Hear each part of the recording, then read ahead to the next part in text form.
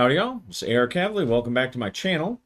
And now we're going to do something with these people and these villages that we've made. And I was noticing that the characters, you can't really see them too well. No, well, probably from your angle, but that's fine. So we're going to go over and we're just going to come up with an adventure generator type. Let's see. So I'm going to come over here, page 30. This is our quests. I'm going to break out my journal just to take some notes. All right, so our quest is going to be, all right, so it's going to be a character-based action. Roll on that table. 5-2. Negotiate.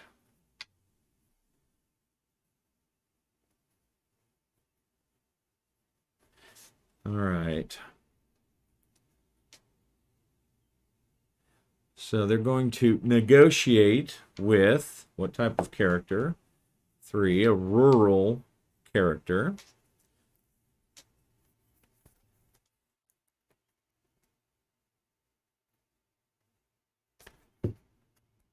All right, so I'm going to come back over to our characters. I'm going to go to character occupation, rural, 23, a bodyguard.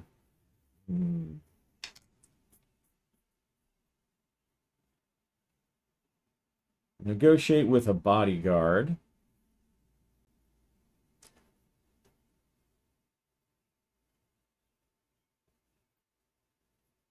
All right. I think I misspelled bodyguard, but hopefully you can't see it because it's so small. All right. To me, this seems like it would fit in pretty well with the Lord Pendry realizing that someone is getting ready to bring charges on him, against him, and if it is some kind of, say, witch hunter or somebody who's not the nicest about this kind of stuff, it seems like it would be he's trying to negotiate or trying to get someone, maybe someone who's famous, like maybe some kind of champion or real badass mercenary, to come work as his bodyguard, at least temporarily. And I think that seems to make sense. Oh, one thing. Let's see. One thing that it's small. It's a small character, so maybe there's not going to be. I didn't roll on the tables for the settlement leadership type because we kind of decided that already. So I didn't feel the need to run on that. And it's obviously, the guy's in charge. He's the steward. He's in charge.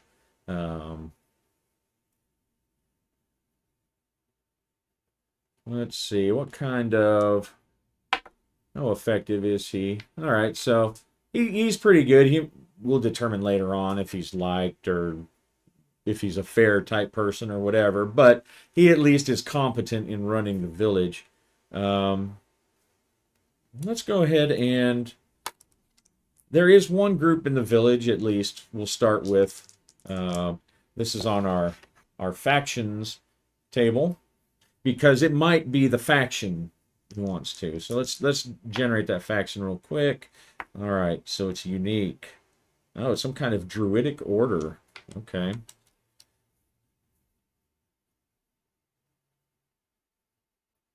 All right, so there's a druidic order. We'll give them more details later on, but we'll put 5. Where are they at? All right, 1, 2, 3, 4, 5.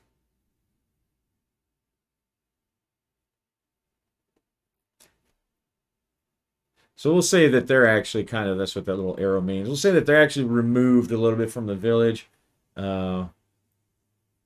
and people don't know too much about them. But for whatever reason, the Duke has decided to let them do their stuff, maybe because they, you know what, I bet the druids take care of the royal garden, and that's why it's so beautiful. And in exchange, the small order, because he doesn't want people causing, causing trouble in his domain, um, they take care of that, and in return, they're allowed to have their place in the woods. All right. So mysterious druids, and there's probably not that many of them. And the Druidic Order takes care of Royal Garden.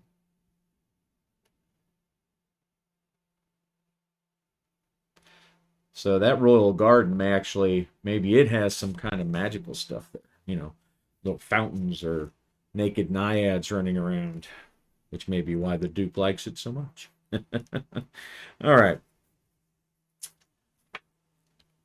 Is it the mysterious druids? I'm thinking probably not.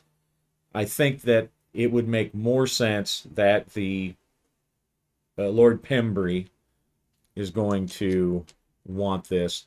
Now he's not gonna talk about why. It is a village, so most of the village, there's probably there's a blacksmith, but most of them are farmers.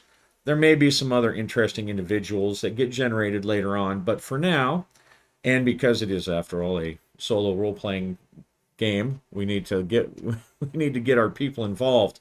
So we'll say that both of these have recently kind of shown up. It is a royal village, so they're not turned away, but they're not expected to stay very long because they don't belong there. But as it turns out, Lord Pendry comes and he has an offer for them. All right, so I'm going to pause. I'm just going to generate some characteristics for Lord Pendry, since he's going to probably be a reoccurring character, because even though it's a small village, he's very interesting and he's very powerful. So I'll be right back. All right, so our Lord Pendry, is it Pendry? Yeah. So our Lord Sedan Pendry, he's actually even more interesting, rolling up on these tables. All right. I'll just share because it's solo, and you all are fellow GMs on this journey with me, fellow solo GMs on this journey with me. But he is a secret elementalist, an academic, and he's researching, and I rolled banish food. He's researching how to destroy food or crops with subtle elementalism. Obviously, he could, you can set crops on fire. You can, hire someone to poison food, but he's looking for a way to destroy food with being subtle, so he doesn't give himself away, so that people don't say, "Hey, look, some earth elemental just destroyed all the crops. Huh? Maybe there's an elementalist around." So he's looking for subtle ways. Maybe being able to summon a whole bunch of tiny elementals that just go through the earth and chew up the carrots or whatever. He's very lively, but he's unreasonable. Sounds like plenty of academics that I've listened to. And I rolled to see what his occupation was, and it turned out to be alchemist. So that's his cover, and he is an alchemist. So that all kind of fits together perfectly. And he's short. That was one of the characteristics. And I thought, okay, maybe he's actually, maybe there's something. Maybe he's part gnome or dwarf. I gave it an unlikely chance, but it was unlikely with an and. So he is part gnome. He's related to the Duke. The Duke is not part gnome, according to the oracles. But this person is, and he's part of the family. So deep dark secret for one branch of the ducal family. So he also keeps that secret. And to match that, his nose is bulbous. I rolled up broken, but thought, bulbous seems good, which he attributes to it being broken because there are rumors that maybe he is some kind of dwarf because he's so short. But he wears clothes cut to make him bigger or to make him look bigger, which is always hard to do, but he does anyway, and he's a lord. So, um, and he whispers a lot when he talks. So he's a pretty interesting fellow, and we're going to put him in touch with our characters now. All right, so Lord Pendry is looking to get them to hire or to go negotiate. I'm going to say it's probably going to be an easy negotiation, more than likely. But, okay, is this... All right, so now we've established that there are demi-humans, although I'm still going to keep them relatively rare. Is there anything particularly different or dangerous about this person that he wants to hire? You know, is he some, badass orc or dwarf warlord or something? I'm going to say it's unlikely. Okay, so no, he's not. He's just not run-of-the-mill, but he's obviously well-known. So he is a skilled warrior, or she, maybe, is a skilled warrior. And let's see what the name is here. 445. Morgana. All right.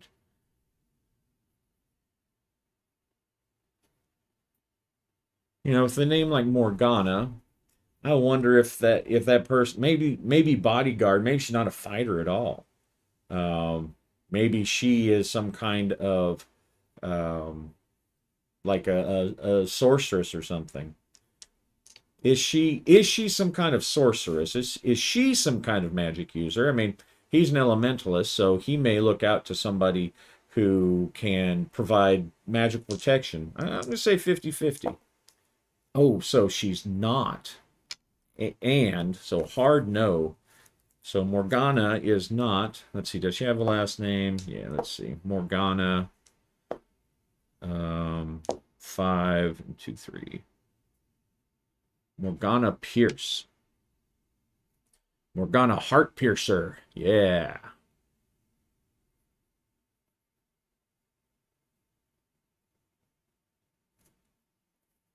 All right, so she's not a magic user. And of course, just because someone's named Morgana doesn't mean she's like, Queen of the Fae or anything. But let's use our table and see what she actually is. What is this person's chance? And if I'm thinking now, just because I thought Heart Piercer was a cool name, that she's either some kind of maybe an assassin or something like that. But let's go ahead and roll. Okay, so she's Wilderness, 1-3, a barbarian. Okay, so she...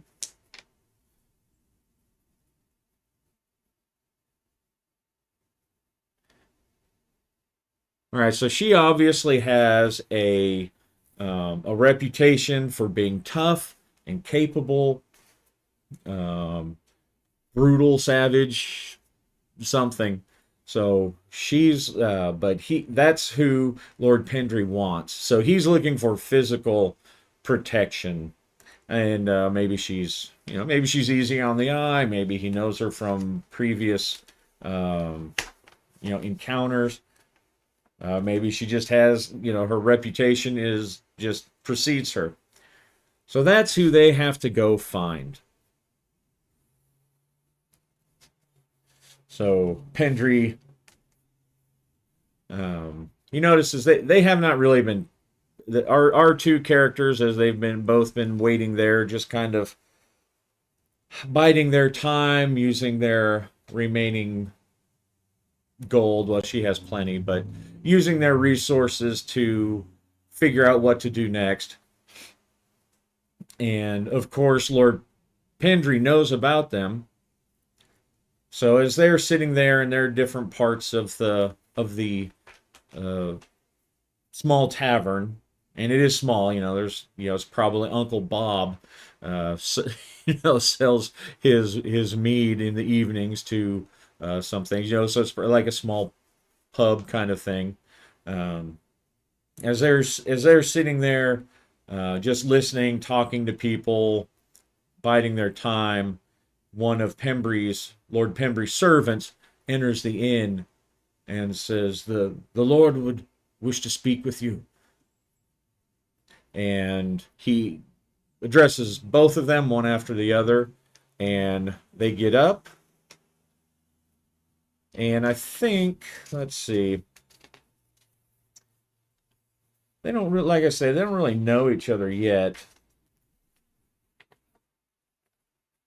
She comes off as, being, or at least trying to put on.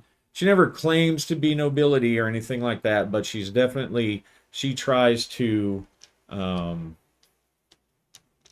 come off as being at least well born, and so she does. Uh, is that and let's see um, how does Lucas see Morgan? Does he kind of see through? I'll give him a perception check. That'll be just a wisdom. Okay, 11 plus none. No, he kind of takes her as face value. So because she looks and has the coin, he's a trader. Even though he's on a new thing, he's always looking for contacts and whatnot. So he politely defers, and she walks. He offers for her to go first. Now, of course, she is. Um, she she's playing a role, and she's very nervous about this stuff. But as a vagrant, she's talked to all sorts of people, so she manages to pull off again without ever claiming that she is a noble of any kind. So they go to the manor house, and the manor house is well furnished. There's not that many servants, just a couple of servants, and all of the servants they avert their eyes like they know that if they like they're trying to hide something. Nothing grim, but uh, or maybe nothing grim, but it almost as if they're scared to be working there, or they know something about the place that they shouldn't know. Uh, but they are led into Pembry's study, and it of course looks like the study you would see for a a researcher, especially an arcane researcher. There's plenty of books. There's little mechanical orreries and bebobs and doodads on his desk. Um, Strange creatures, a couple strange creatures preserved in glass jars. And he starts off, I've noticed you taking around the town. You've not caused any trouble. You're not in trouble. Because he's whispering, although I'm trying to whisper so that you can you can still hear. Um, Man, those guys and their motorcycles. Um, I have a proposition for you. I'm in search of someone I wish to retain their services. I'm not really fit to travel to go make this negotiation. And it might be a difficult journey. There's really no one left in my town. I don't want to send any guards. They may be good guards, but not necessarily the best at traveling or negotiation. Now, I understand, lady, that you are easy to strike up conversations, and that you were a trader of some sort from the village, what the village people, not the dancers, but the people in the village, what the village people have told me about you. So I think you two would be perfect to find this woman and present my offer. Well, of course, this is their first opportunity, so they look at each other, and Lucas says, of course. And they work out the arrangement for the pay. Um, and he describes where he thinks Morgana is. Um, she's known to roam around some miles to the east, where she keeps a camp, possibly with some followers. She's not above some highway robbery, so um, you may have to show her that you can take care of yourself. And see, do either one of them know of Morgana Heartpiercer? I'm going to say it's not likely that she would. So I'm going to say that she's never heard, because this is really her first time traveling. The trader's been around a little bit, but I'm going to say it's unlikely. No. All right, so he's not heard of her, and she's a barbarian of great savagery, and I will have need of her abilities soon. And I will pay you each. Let's see, what's a good number for like a starting adventure? Not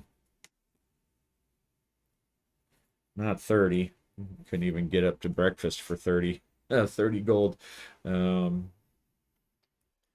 going to offer them each 150. We'll take that as 300 divided by 2, and he offers 150 gold each. Of course, I don't know where she is exactly, so that will be part of your task, is to find her. So they both agree, and he dismisses them, and then they start discussing how they're going to get there and how far out. So they're going to go ahead and, let's see, they're going to be traveling in the wilderness. And I've got my little wilderness map here somewhere. Our hex crawl. All right. So, of course, they're not... Hex crawls can be a little... obviously, they're from this area, so they would probably have at least a general idea of what's around them, and certainly, you know, where they came from and everything. So as they explore, not everything's going to be some kind of big surprise. They'll still go through the whole exploration, but we'll go ahead and put Targon Village in the center.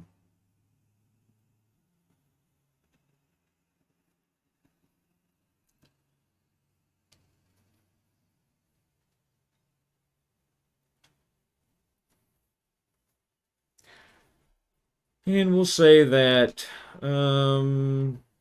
since this is the first adventure, we'll say that she's only like 6 or 3 hexes away, we'll say, and that's partly why Lord Pendry wants her. She's nearby. She's tough. She has a reputation in these local parts.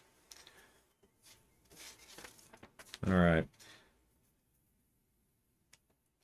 Now they each have some rations. Is she going to buy a horse? I think she probably will, or she already bought one. All right. So I think she probably has a horse. I'm going to take a minute and update their inventory, let them do a little bit of shopping. The small village itself, it obviously does not have some kind of, you know, adventurer guild store or whatever. It's a small village. There's probably, you know, some blacksmiths and whatever they can find. I'm going to say that she already has a horse and saddlebags. I'm going to go ahead and move that, and then see, he's got rations. I think he has everything he needs. And she's got, yeah, I'm going to buy her a horse, and partly because she can't carry all that much. And I suspect that though her constitution's average, her low strength would probably see her flagging pretty quick. hiking through these things. So let me do some shopping. I'll be right back. All right. So I went and did some grocery shopping and decided that she had actually bought a horse with the money that she had. One to, you know, again, make it look like she's highborn, or at least of, you know, a higher class than the lifelong vagabond. And so I had her buy a riding horse whose name is Gamana. Just rolled up on the elf name table. And she bought saddlebags. Now here, I this is one of the changes I made. The saddlebags are more expensive than a horse, at least a draft horse, and they're, you know, more expensive than leather armor. So I changed that down to 50. One of the other changes that I make personally in this is not how the game is written, but if someone has a helmet, I give them +1 AC. I still use the crumple rules and everything to help deflect against that, but I think a helmet's worth a little bit of armor class, since the game separates the helmet from the base armor. So, all right, so she got some rations, some torches, bedroll, all that kind of camping stuff. Um, he he doesn't, but he does have a lantern and spyglass, and he knows how to walk. So, all right. Now they are going to head out. They're going to gather their stuff, get ready, make sure that their, you know, weapons are clean, and maybe ask around. Um, they're traveling by themselves. Do they want? She's not that smart, but she is charismatic. Does she think, or does she want to hire, or is anyone there saying, well, lady, I can, you know, I need a couple of coins, and I have some militia training. Let's see. Is she going to decide to hire some? It's only going to be a couple of days, so it shouldn't be too expensive. Um, is she going to? Okay, she doesn't want to, and there's no one there that wants to. That's why I'm gonna say the and is for that 6. Um, let's see, is the 6 the and or the but? Yeah, 6 is the and. Yeah. So there's no one there, and it seems that for whatever reason, probably because the Lord Pendry is um, worried about whatever this him being discovered is going to look like, he doesn't want anyone leaving. He wants everyone there ready for arms. So maybe there's something that's going to happen big pretty soon. So there's no one. So they're gonna head off into the wild blue yonder. All right. That puts us right at about 30 minutes. So I'm gonna try to keep them in 30-minute chunks. No promises, but I find 30 minutes is a good stopping point when possible. And we will call it there. Hope you enjoyed it, and um, happy gaming.